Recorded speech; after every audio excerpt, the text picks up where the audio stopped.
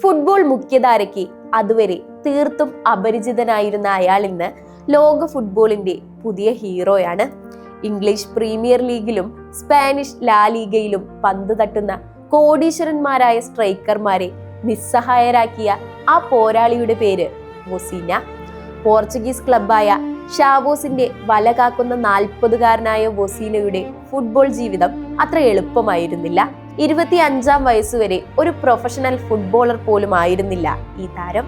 പ്രാദേശിക മൈതാനങ്ങളിൽ നിന്ന് സ്വന്തം കഠിനാധ്വാനം കൊണ്ട് മാത്രം മുൻനിരയിലേക്ക് ഉയർന്നു വന്ന താരം 2026 ഫിഫ ലോകകപ്പിന്റെ വലിയ വേദിയിൽ സ്പെയിനിനെയും അർജന്റീനയെയും പോലുള്ള വമ്പൻ ടീമുകൾക്കെതിരെയാണ് അതിശയകരമായ സേവുകളിലൂടെ അത്ഭുതങ്ങൾ തീർത്തത്. പോർച്ചുഗീസ് ഭാഷയിൽ കുഞ്ഞപ്പൂപ്പൻ എന്നാണ് വൊസീഞ്ഞ എന്ന വാക്കിനർത്ഥം. ബാല്യകാലത്ത് തന്നേക്കാൾ പ്രായമുള്ള കുട്ടികളോട് കളിച്ചു തോൽക്കുമ്പോൾ സങ്കടത്തോടെ മുത്തശ്ശിയുടെ അടുത്ത് പരാതി പറയാൻ ഓടിയെത്തിയിരുന്ന ആ ചെറിയ പയ്യനെ മുത്തശ്ശി തമാശ രൂപേണ വിളിച്ചു തുടങ്ങിയ പേരായിരുന്നു അത്.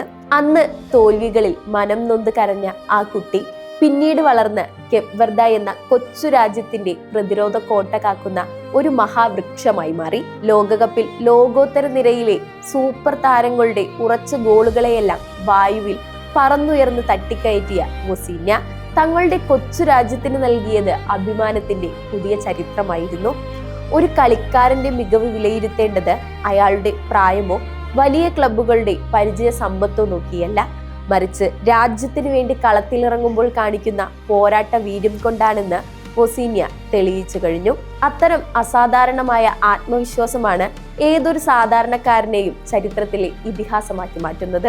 2026 ഫിഫ ലോകകപ്പിൽ അർജന്റീനയ്ക്കും സ്പെയിനിനുമെതിരെ നടത്തിയ മിന്നും പ്രകടനത്തിലൂടെ ആരാധകരുടെ മനം കവർന്ന കേപ്പ് വെർദെയുടെ 40-കാരൻ ഗോൾ കീപ്പർ വൊസീഞ്ഞയ്ക്ക് പുതിയ ക്ലബിൽ അപൂർവമായൊരു തിരിച്ചടി നേരിട്ടു.